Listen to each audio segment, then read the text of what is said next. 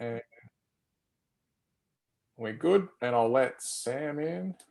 Here we go. Awesome, mate. Go for it. Let's go. Let's kick it off, Mick.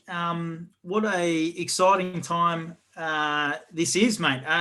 Thanks for everyone for joining us, first and foremost, for our winter sport webinar. And we're really excited to be here and really excited that you guys have given up some of your time to hear us speak. And we love sharing this stuff around how we can improve performance, but also how we can subsequently reduce injuries. And I think that often when we look at some of this stuff, Mick, it's often overcomplicated, and I think it doesn't have to be. And we're here to show you that there could be one or two things that you could walk away with tonight and implement immediately into your training regime that can have a profound effect on reducing those injuries. And we see that commonly time and time again in the clinical literature and the research. So we're really excited to be here. My name's Alex Bell, and I'm joined by Michael Risk.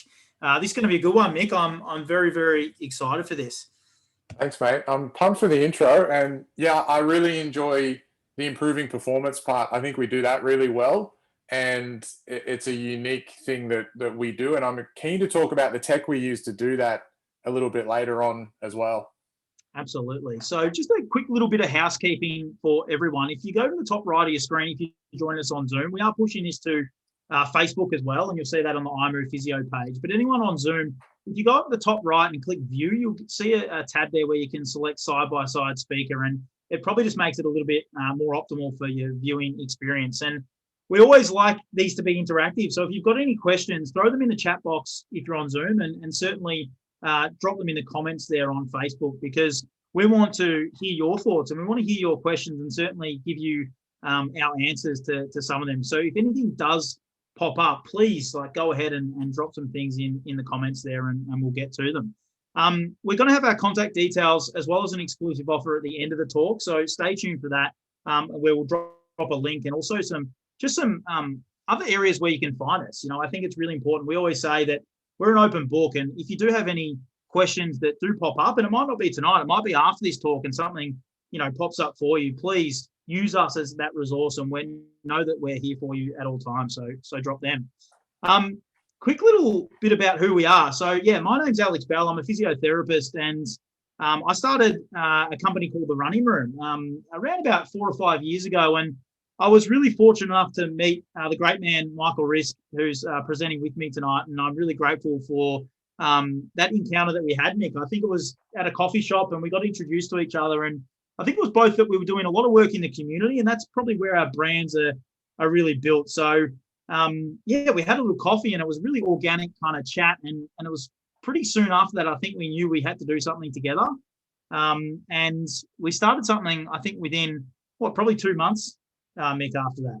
Yeah, we're both looking for a new space, and I think we had our eye on the same space, and then we spoke a lot about prevention, spoke a lot about performance.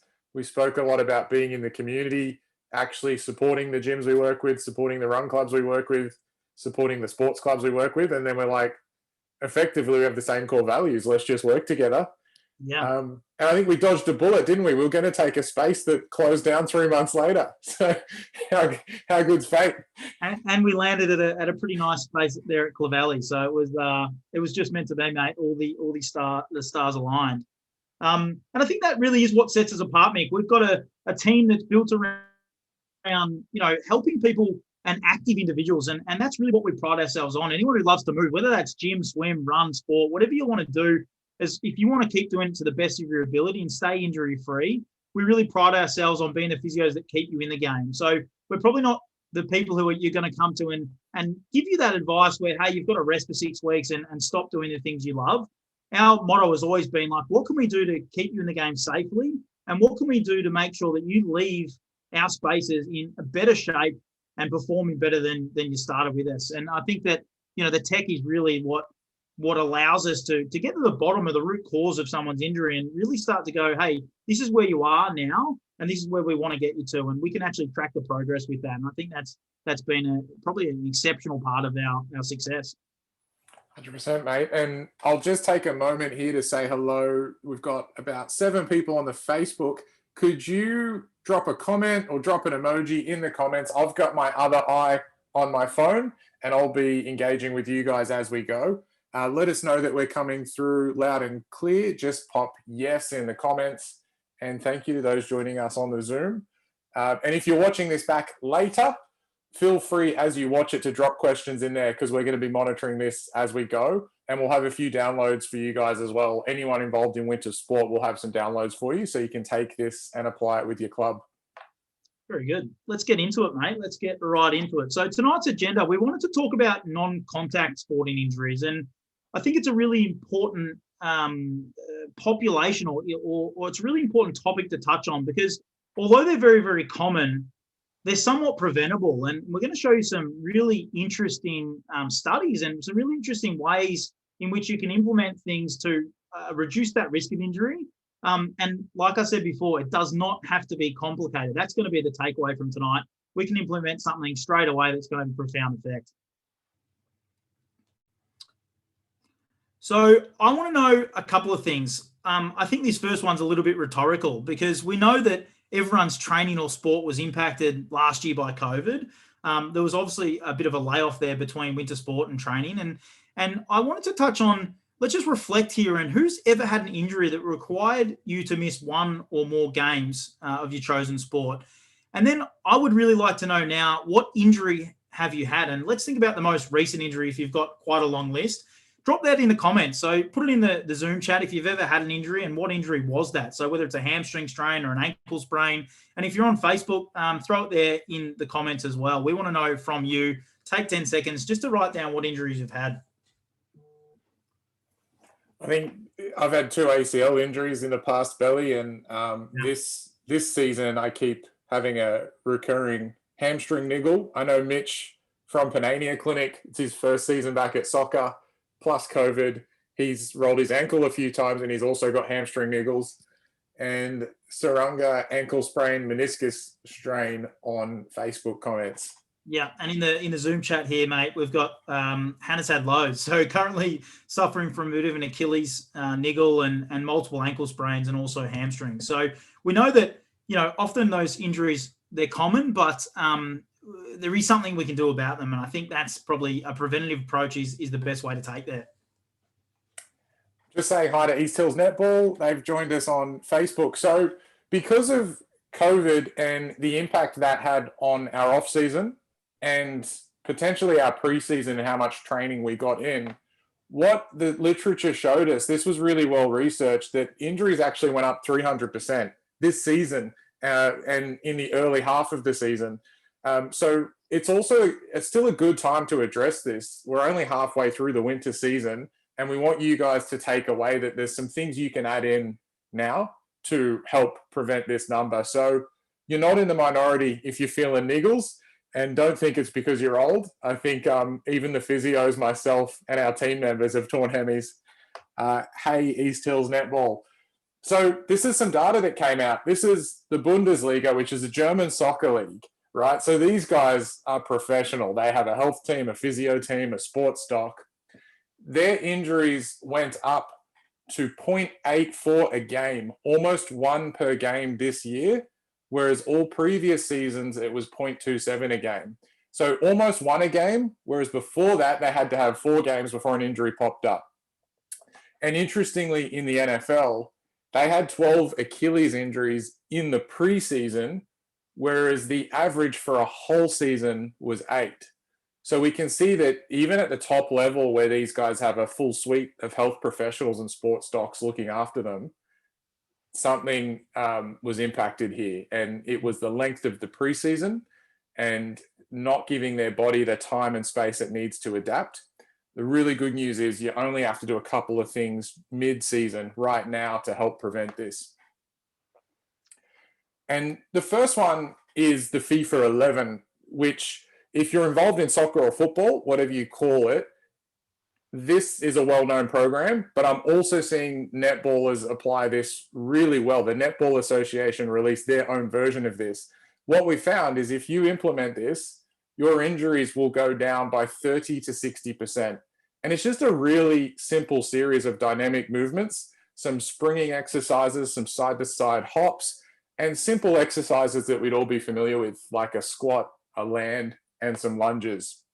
And some cool data out of this was that if you applied the FIFA 11, if an injury did pop up, what they found that instead of that injury keeping you out for 4 to 6 weeks, it was only going to keep you out for 2 to 3 weeks. So that might be the difference between, say, a really severe ankle sprain and a mild ankle roll. So you can see the prevention effect. It might be the difference between like a grade 2 hamstring that has you out for 6 to 8 weeks versus a little strain that has you out for 1 to 3 weeks. And this was a really interesting stat, particularly for women in that 13 to 18 range. So I'll shout out to Cronulla Sharks Netball and East Hills Netball. They found that ACLs were down 50% using this protocol, and that's a non-contact injury as well. So we wanted to just highlight here that there's nothing too difficult about the FIFA 11. You can do it right before you step onto the pitch. So you'll see teams do this as a warm-up, but you can also do it once in your training. So whether that's Tuesday or Thursday, you can run through the FIFA 11. Now, if you're watching this on Zoom or Facebook, if you want to drop your email there or send us a DM, we will give you a PDF that we've made up of the FIFA 11. And you can do this as a warm-up before your game, or you can do it at training on your Tuesday or Thursday nights. So if you would like that, send us a DM, a private message, or drop your email now, or if you're watching later on the recording. Belly, I'll throw to you to speak a little more to load, and then we'll get into specific exercises. Yeah, and I think load's a really interesting concept. And I think it's probably one of the biggest things that we'll address as physios. And it's probably one of the biggest contributing factors to all injuries, really, is going to be related to load. And I think when we're talking about non-contact injuries, it's even more prevalent. And what does this probably mean for rehab and performance is a big one. So Mick, just go to the next slide and let's touch on a couple of things. So every tissue in the body will have a capacity for it to be able to withstand load. And we're talking things from muscle, tendon, bone, ligament, cartilage, and joint. Every tissue in the body has an ultimate capacity. And really what we want to do is we want to start to build that tissue capacity. And how we can do that is by loading the tissue in a controlled and graduated and specific way. If we overload our tissues and it exceeds our tissue capacity, that's when we may experience pain or injury. And so it's really, really important that we're building robustness in tissue, and we'll show you some really nice ways that you can do that. We often say that it's a bit of a delicate dance. Like you can get this wrong, too much load and we actually overload something and we can cause, some injuries and things like that. But I just wanted to touch on one thing quickly. It's not always just about what you're doing in your training. I think that we need to consider lifestyle load as well. And what we mean by that is how much stress are you exposed to, how much sleep are you getting, what's your nutritional status, all of those things that often get neglected when we're talking about load. We need to take a really multifactorial approach and more of a holistic approach. Let's touch on hamstring injuries. And this is one of the most common injuries in sport, if not the most common soft tissue injury. I think, Hannah, you mentioned before that you've had a hamstring injury, and I actually saw one today in the clinic. Me and Seb saw a really acute hamstring strain. So they're certainly not uncommon. I really like this stat that previous hamstring injury is the biggest risk factor for recurrent hamstring strains. And so when we think about that, it's really important that we take a preventative approach. If we can stop these from happening or reduce the likelihood of them happening, then we actually reduce one of those risk factors for hamstring injuries. And when we think about the treatment of hamstrings, we have to take into account several factors.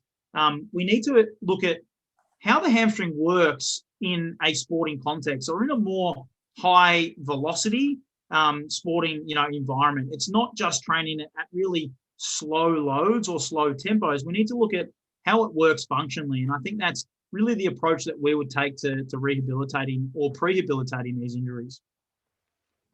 I'd just like to add, Belly, that my hamstring is now cramping when I put my socks on. We'll give you some notice. I'm in trouble here. Yeah. And so I think when we're looking at preventative strategies, when we look at that, having that more extensive approach, what we really want to look at is it's not just about doing hamstring curls. I think we can be far more comprehensive than that. And exposure to high-speed running is actually really, really important. And we think about that. How do people tear their hamstrings? Well, in most cases, you actually tear them running fast. And so it would make sense then to actually expose that tissue to high-speed running, because that's where it's going to build that robustness. That's where you're going to see that the capacity of the hamstring is actually improved. And I just wanted to touch on this quickly. We're not going to go into all of this stuff, but when we think about strengthening the hamstring musculature, we need to really think about eccentrically, and these are one of the exercises that we want you guys to implement straight away. And eccentric contractions really means that the muscle's working while it's lengthening, and that's really, really important for the muscle to be able to produce force. Isometric is just looking at when the muscle contracts and it's not actually changing its length. And then we need to look at high and low velocities and both hip dominant and knee dominant activities, because we need to load the hamstring both down at the knee because it crosses the knee, and also look at some of the exercise that loads the hamstring up towards the hip. And that's going to be really important. And then we always like to look at running mechanics, and overstriding plays a big role. And we know that some lumbo-pelvic control can also change the length of the hamstring muscle and make people more prone to injury. So some takeaways for hamstring rehab is going to be try to avoid completing high-speed running on the same day as your gym. So we definitely don't want to do it afterwards, because we don't want the hamstring to be overly fatigued and then expose you to those higher speeds of running. And I think that this one's a massive thing, and something that we actually saw in the clinic this morning, Mick, was that patient of ours had actually reported to us that he had some hamstring tightness over the last week, and it was different. It was abnormal, but he thought, it'll be okay, I can run through that. And subsequently, he ended up tearing his hamstring. So if you do have hamstring tightness that's abnormal for you, and it's certainly different side to side. So, geez, my right hamstring does feel a little bit tight, and that's actually getting worse. Please don't ignore that. It's really, really important that you do something about it at that point. Groin-related injuries are really common in particularly sports that involve change direction cutting. So think about soccer is a big one, touch football, netball even. And some of the stats here are really quite prominent and quite, when we look at them, they're quite interesting. So at elite level, 1 in 5 male players incurs a groin-related injury that results in them missing at least one game. And 2 out of 3 cases of these groin-related injuries are related to the adductor musculature. So they're actually related to the muscles of the groin. And so when we start thinking about how we address these, it's really important that we start strengthening that tissue. Just go to that next slide, Mick. So I really like this because it's shown that reductions in overall strength of the adductors plays a massive role. It's a risk factor in developing groin-related pain. And this stat is phenomenal. Think about this. The risk of reporting groin-related problems was 41% lower when we complete a targeted adductor strengthening program. And we'll show you how you can implement that, because, again, it doesn't have to be complicated. And you think about 41%, that is massive. Like, how good is that? You can implement an adductor strengthening program and reduce your risk of groin-related pain by 41%. It's huge. So this is a study that looked at, these are called Copenhagen's, these exercises. And really what it looks at is you can complete these. We really, really like these because you can complete them with a partner at training. They're really easy to implement.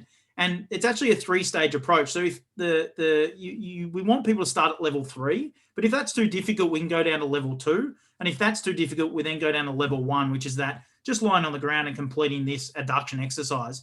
The difference between 3 and 2 here is you look at where the individual's holding the player completing the exercise. So you can see that they're holding down at the ankle in 3, and they're holding down at the knee in that number 2 exercise. And that reduces what we call the moment arm and makes the exercise just that little bit easier. Mick, go to that next slide, because this is the one that I really want to show people. And I think it's a really interesting stat here, and really shows that we can get massive bang for our buck. This is from this same study. And when we look at this, they completed the program over the preseason. What they did is they completed 2 weekly sessions and then increased it to 3.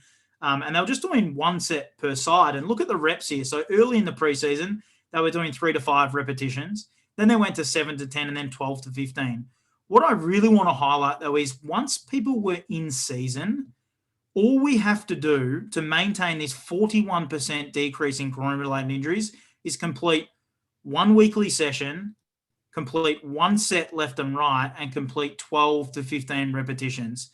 I can't think of a better program, Mick, that if you can complete it in the preseason and then complete it once per week, it would give you a 41% reduction in groin-related injuries. Like, that is incredible. It's massive. It's probably the biggest takeaway. And I think a lot of what we do in the clinic, we also reduce junk exercises. We see people come to us with like 12, 13, 14 exercises they're doing in season. This shows how simple it can be when you take an evidence-based approach. The other thing I like is that adductor exercise also works your core. If you've ever done that, you feel it through your midsection. And there's other studies that show when you add core work to hamstring work, you actually get a reduction of hamstring strains. So that one exercise is super powerful for your back, your core, your hamstring, and your adductor. And it's not a huge time cost.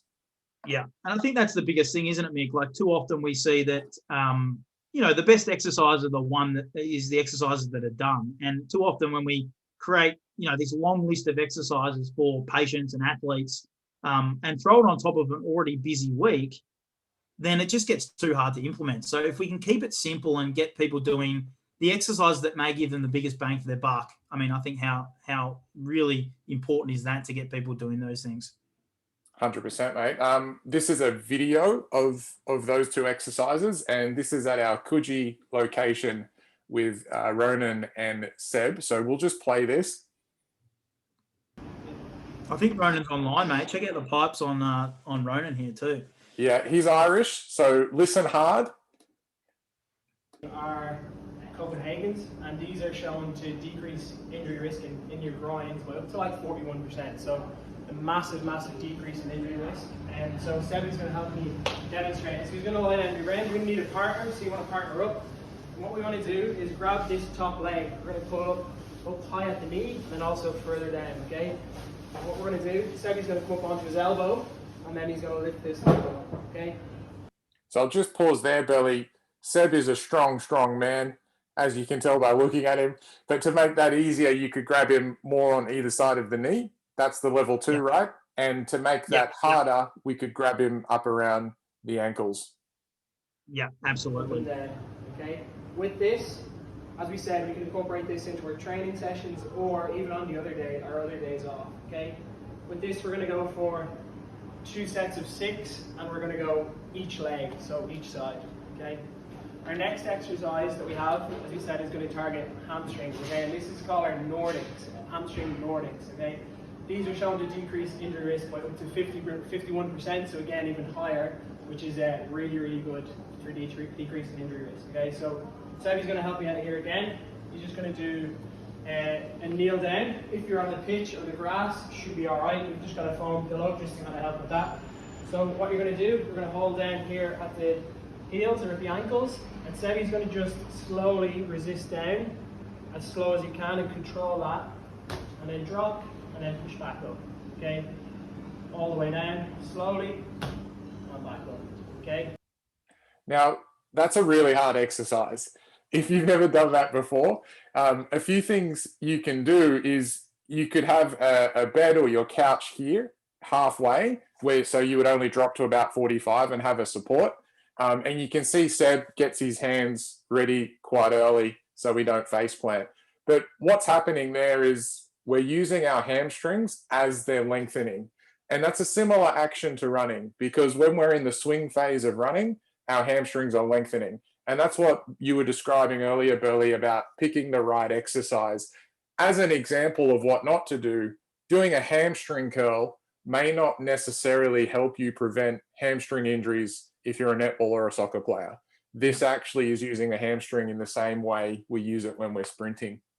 Yeah, and Ronan mentioned it in the video there, Mick, whereby, there's a systematic review, and it's actually quite a big systematic review. It's got over 8,000 participants, when they pull this data together, and it showed that introducing that exercise was able to reduce hamstring injuries by 51%.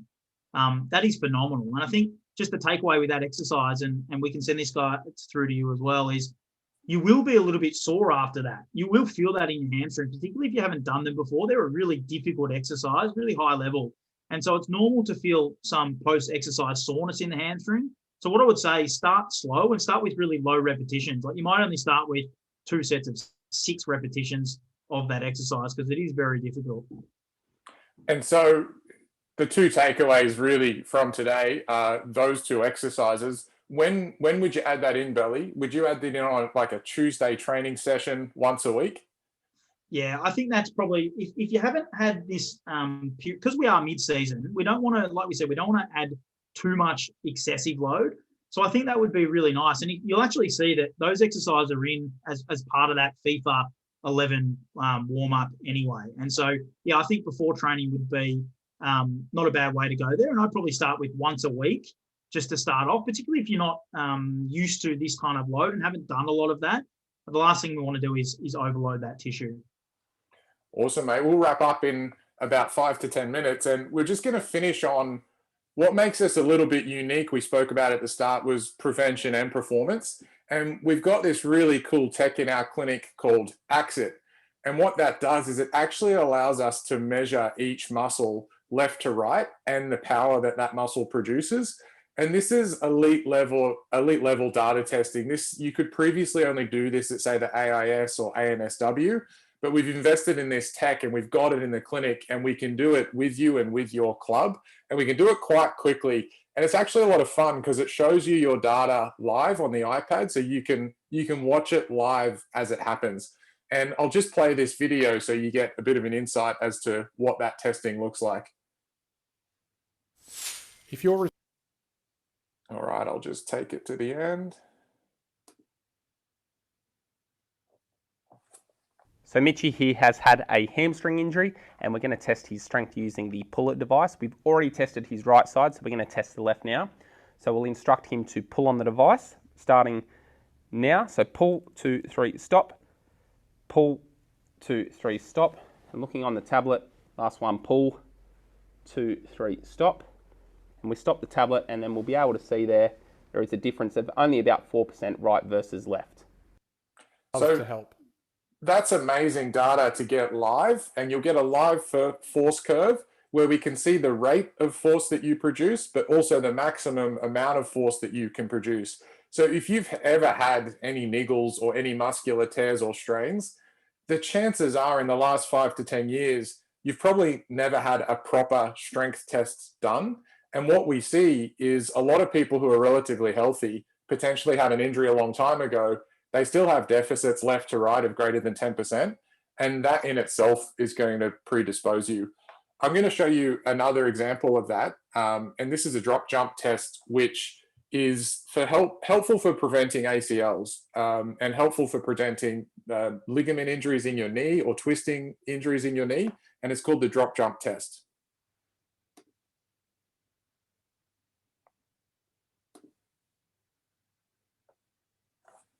So here, Mitchy is going to do the drop test, which tests hip, ankle, and knee function after an injury. So we're going to instruct him to jump off the step, landing on the plate, going up into a hop, and he's going to do 3 repetitions on his left leg for us now. So go into that for us. It's 1, 2, bit wobbly, 3, looking pretty good. And then we'll bring the tablet in. We're going to do the right side, so he can go now. Good, that's 1. And you can see the graph there of the force curve. That's 2. And into the third one. Good, and then we'll stop the tablet. And we'll be able to see that there's only a 5% difference left versus right. And so that's super important for any sports where you're jumping and landing. And that's really going to help you prevent your knee injuries. But it also means we're not guessing because we've actually got the data. So that's the type of thing we love to do with teams pre-season and post-season ideally. But also if you come to us, we're going to have that data. So if anything did happen in the future, we can compare to benchmarks and we can make sure we're sending you back stronger than what you were before you got injured, which is a real key and previously really hard to do for us as physios. Before having that kind of tech, we kind of had to guess, or we had to, say, can you do 10 lots of that exercise and feel like it's quite similar. So to have that data is super powerful. Anything to add to that, Belly? I'd just say that, it forms a battery of tests for us as well, and really makes like clinical decision as well as like, return to sport. And I think it's really important that, it can also guide our training. Like, do we need to do more power-based training or more strength-based stuff? It can also highlight like readiness to return to sport and readiness to complete hard sessions, as well as this, some of this data, mate, really highlighting it correlates really well with sprint speed, agility, vertical jump. So we can actually start looking at you and saying, how do we improve these metrics to get you to perform better? And I think that's that real preventative performance approach that we love to take. 100%, mate. I think it's so valuable to get that done. And any of the sports clubs that we work with, and anyone on Facebook here and on the Zoom chat, we've got a unique link for anyone who's seen this video or on the call. And I'm going to drop that link in the Facebook comments and in the Zoom chat. And that will allow you to come through and get that screening. And we'll do that over 45 minutes. The goal of that is to give you your data and to give you one or two things that would be helpful based on the data we've seen to prevent injury and improve performance. And if you're in a health fund, that $49 would come down to something like $20 or $30 out of pocket. I just strongly encourage you to do that. It's amazing data. You're going to prevent injury. You're going to perform better on the pitch. And it's actually really fun. It's really fun seeing your numbers and seeing the live iPad go and knowing what you can do to play at your best. If you guys have any questions right now, pop them in the comments or the chat, and we will circle back and answer them. And we'll also drop this link there for you. Belly, how would you like to wrap us up? Mate, I think always we really love taking the time to talk to our community. We really love hearing from you guys, and we really love helping you guys. So if something does pop up in the next few days or, in the next few weeks, please go to our Instagram. We're super active on both channels, iMove Physiotherapy and The Running Room, and we'll get back to you there. So if there's anything you want to know more about injuries, please just simply reach out. We're an open book. Use us as a resource. That's the stuff we love doing. But I can't thank everyone on this call and everyone watching this and watching it back later for taking the time to listen to me and Nick. And hopefully everyone got a takeaway there. Those two exercises are key. And if you can implement those, you are really getting on the front foot with preventing hamstring and groin related injuries. Yeah, thank you, Belly. Have a bloody good season, anyone who's watching this or watching it back. We're going to mute ourselves and stop the video, but we'll leave the recording on just for a few moments. So if you've got any questions, you can ask them. And so you can jump on that link if you need to. As Belly said, reach out to us on any platform. We do a lot of content. We post content probably twice a day across all our platforms. So if you'd like any more info like this, make sure you follow us. Thank you for joining us. Have a good night. Thank you, Belly. Thank you, mate.